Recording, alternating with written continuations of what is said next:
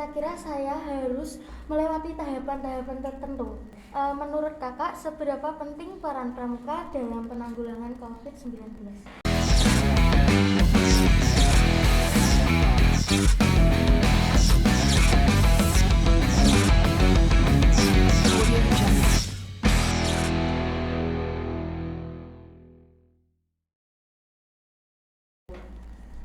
Ikhlas Bakti Bina Bangsa Berbudi Bawa Laksana, salam pramuka.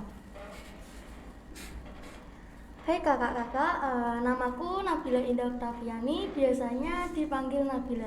Ketemu lagi di podcast SMK BTP Juwana. Kali ini spesial Hari Pramuka. Saya akan berbincang-bincang dengan salah satu sesepuh pramuka di Juwana. Assalamualaikum Pak Karyanto. Waalaikumsalam. Oke, Nabila. Beliau ini adalah Kak Karyanto, Magister Pendidikan, salah satu guru teknik elektronika industri di SMK Bina Tunas Bakti Juwana. Jadi kalau boleh tahu Kak Karyanto ini di Pramuka sebagai apa ya? Saya sebagai sesuai tadi prolog awal, salah satu anggota pramuka yang disepuhkan di Juwana gitu. Walaupun saya merasa belum sepuh gitu ya. Rasa belum sepuh ya. Tapi itulah. Dan terima kasih saya telah diundang dalam rangka Hari Pramuka ke-60 tahun ini, yaitu tahun 2021. Selanjutnya menurut Kak Karyanto, pramuka itu seperti apa? Kalau boleh tahu sejarahnya juga bagaimana? Oke. Pramuka sebenarnya sudah lama. Pertama itu tahun 1912. Nah, jadi saya belum ada, apalagi di Nabila ya. Itu melalui NPO, yaitu Nederlandse Wapenender Organisatie. Pada tahun 1912 itu oleh Belanda itu sudah masuk di Indonesia. Tapi yang jelas namanya belum pramuka gitu ya. Oleh Kak Kiai Haji Agus Salim waktu itu dikenalkan nama pandu untuk organisasi pramuka milik Indonesia. Tepatnya tanggal 28 Desember 1945. Dalam perkembangan selanjutnya, singkat sejarah, pada tanggal 9 Maret 1961 Presiden kita yaitu Kak Insinyur Soekarno mengumpulkan tokoh-tokoh kepramukaan di Indonesia. Oleh beliau akhirnya dibentuk panitia Gerakan Pramuka. Nah, jadi organisasinya itu Gerakan Pramuka. Kemudian pada tahun 1961 itu juga melalui Kepres Presiden atau keputusan Presiden nomor 238 tepatnya tanggal 20 Mei. Ya, itu juga momen yang bagus juga, tahun 1961 merumuskan hasil kerjanya untuk membentuk Gerakan Pramuka. Loh, mengapa pada tanggal 14 Agustus kan gitu ya? Padahal kepresnya tanggal 20 Mei kan gitu ya. Nah, menurut sejarah tanggal 14 Agustus 1961 itu melalui Majelis Pimpinan Nasional, akhirnya menyerahkan, kalau Presiden Soekarno itu menyerahkan panji-panji pramuka kepada tokoh-tokoh pramuka untuk dilanjutkan kegiatannya ke masyarakat. Nah, dengan sejarah seperti itulah maka tanggal 14 Agustus tiap tahunnya diperingati sebagai Hari Pramuka, kan gitu guys. Saya pernah mempunyai pengalaman menjadi anggota penggalang pada saat SMP. Dulu kegiatan pramuka saya itu seperti belajar tali temali, baris berbaris, simapor. Kadang-kadang juga diadakan kayak refreshing gitu, seperti masak-masak. Nah, kalau di SMK, saya juga kan sekarang sudah menjadi siswa SMK. Oh gitu ya. Kalau boleh tahu, pramukanya itu kegiatannya seperti bagaimana? Oke. Pramuka waktu SMP ya memang secara formal biasanya pramuka itu dibagi waktu SD, SMP. Tapi sebenarnya pramuka penggolongannya bukan dari sekolahnya kan gitu ya. Penggolongan pramuka itu sebenarnya pas saat usia. Tapi memang untuk memudahkan seperti di Nabila yang tadi bercerita bahwasanya pernah menjadi penggalang gitu ya waktu SMP. Nah, itu sebenarnya kan pembagiannya pramuka itu 7 sampai 10 itu pramuka siaga kan gitu. Ya. Terus 11 sampai 16 pramuka penggalang seperti di Nabila yang alami beberapa waktu yang lalu sebelum masuk ke SMK, dan 17 sampai 20 tahun itu menjadi pramuka penegak. 21 sampai 25 itu menjadi pandega. Nah, di usia 21 25 itulah ya, kemudian disambung 26 menjadi ya pramuka dewasa kan gitu ya. Nah, karena usia di penggalang sampai 16 tahun, kadang siswa SMK sendiri, siswa SMA secara umum usia 16 sudah masuk ke SMK.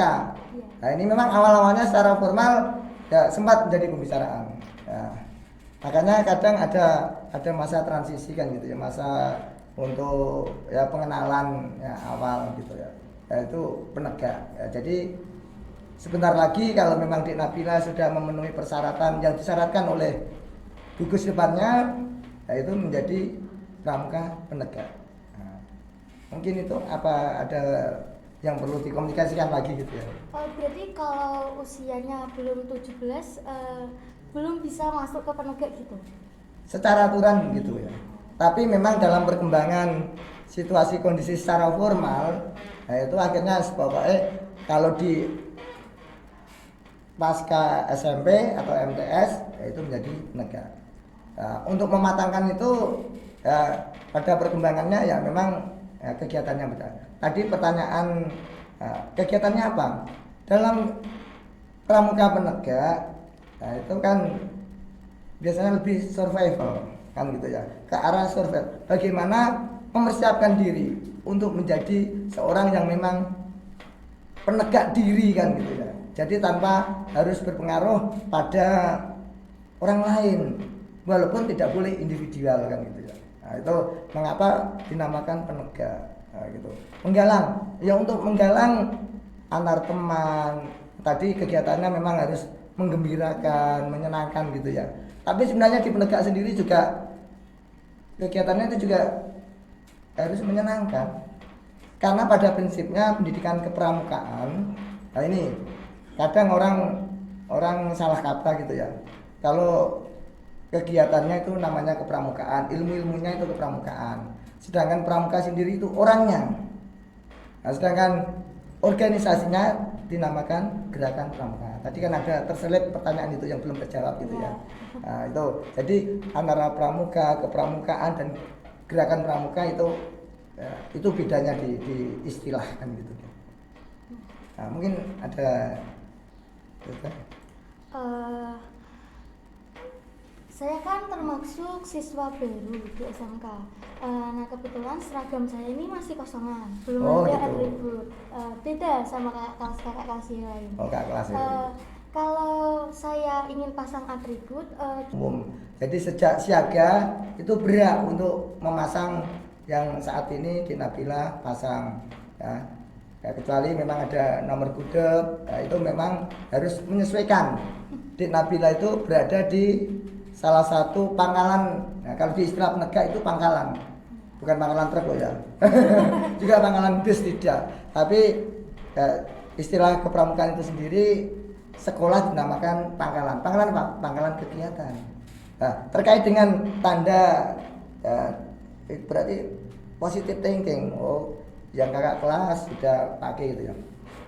Itu sebenarnya tergantung dari adat itu sendiri, perlakuannya untuk memperoleh tanda ambalan ya. Kalau sebelah kiri itu di penegak namanya tanda ambalan. Nah, itu diperoleh melalui ya proses pengenalan, sosialisasi dari proses ya PTA gitu ya. Nah, penerimaan tamu ambalan.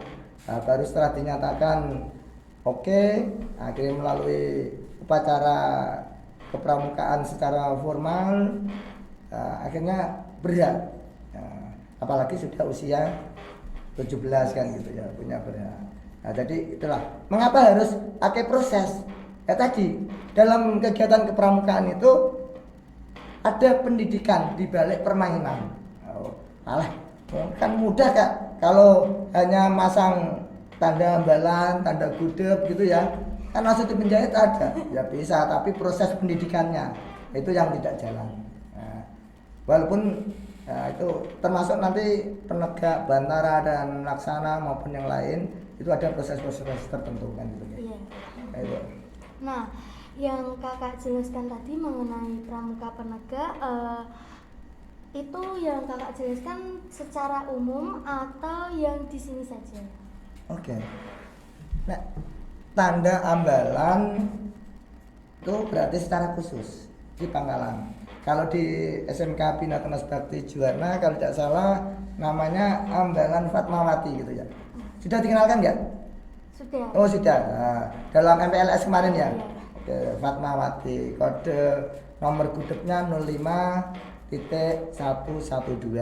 Nah, sedangkan yang laki-laki di ambalan Adi Sucipto itu sudah lama sebelum saya lahir di sini itu sudah terbentuk ambalan Adi Sucipto dengan nomor gudegnya 05.111. Nah, itu secara khusus berarti tanda itu khusus. Tapi yang secara umum tadi sudah saya jelaskan atribut yang lain. Nah, tuh. Lalu bedanya pramuka di sini dengan di sekolah lain apa Kak? Kayak ada ciri khas atau gitu? Oke. Masing-masing pangkalan punya ciri khas yang dalam kepramukaan penegak itu dikenal dengan adat kan gitu ya, adat. Nah, adat ambalan atau adat yang di pangkalan itu juga sebenarnya adat sendiri bisa berkembang sesuai dengan zamannya. Oh, kalau dulu proses untuk penerimaan tamu ambalan harus melalui perjalanan, melalui survival dulu, mungkin tidur malam hari, kegiatan religi, kegiatan untuk mengamalkan Dasa Dharma dan Trisatyanya. Nah, baru tapi mungkin saat ini ya beda lagi kan gitu. Nah, jadi di SMK Bina Tunas Bakti Juwana dengan pangkalan yang lain tentunya berbeda. Tapi kadang kan campur aduk gitu ya. Jadi ngertinya oh pas kegiatan di pangkalan mana akhirnya diambil yang baik gitu. Tapi pada prinsipnya sebenarnya harus berbeda. Makanya disebut dengan adat ambalan kan gitu. Nah, tadi kan kata Kak Karyanto ada semacam adat gitu.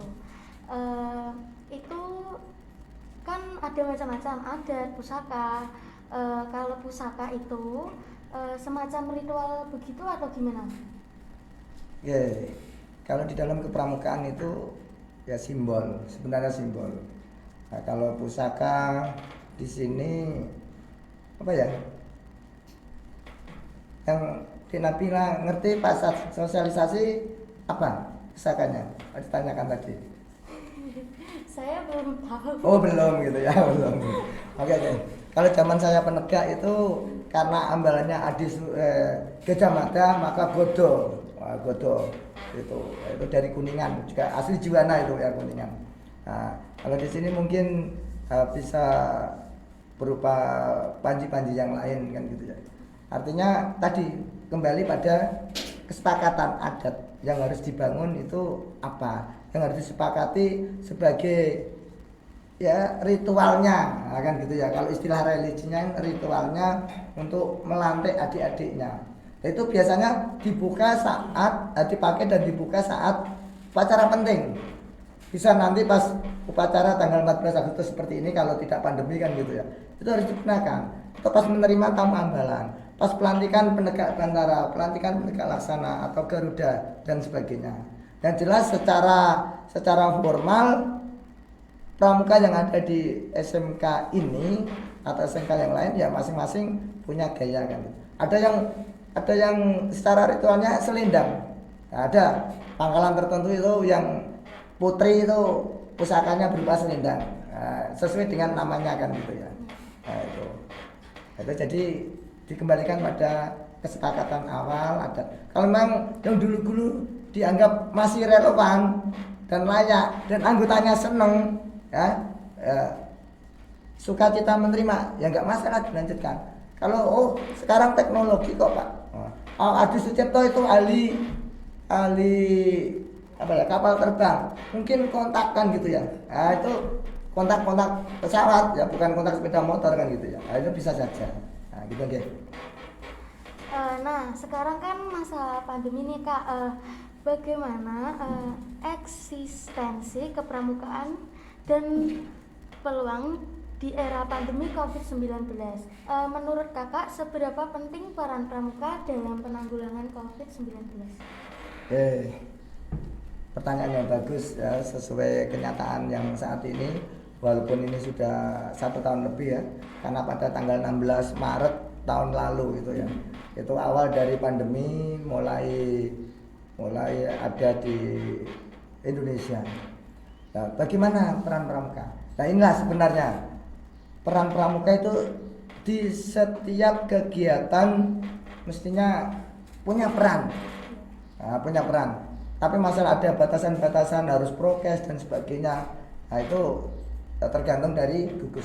Dan sebenarnya gugus COVID pangkalan sekolah tertentu, kalau di sini ada SMK Bina Seperti Juwana, sebenarnya bisa menggandeng anggota Ambalan Adi Sucipto.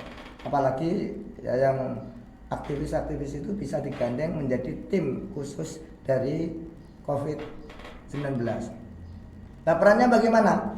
Ya jelas ya, paling tidak secara sederhana membantu tingkat kebersihan sekolah, sosialisasi ya di medsos kalau memang punya medsos ya, medsos Gudep atau medsos pribadi bisa, walaupun tidak harus pakai seragam gitu ya. Oke Kak, cukup sekian saja. Terima kasih waktunya. Semoga penjelasan Kak Karyanto tadi bisa menjadi pembelajaran bagi siswa-siswa SMK di luar sana, terkhususnya SMK Bina Bakti Juwana. Oke, kita tutup dulu. Assalamualaikum warahmatullahi wabarakatuh. Salam pramuka. Salam.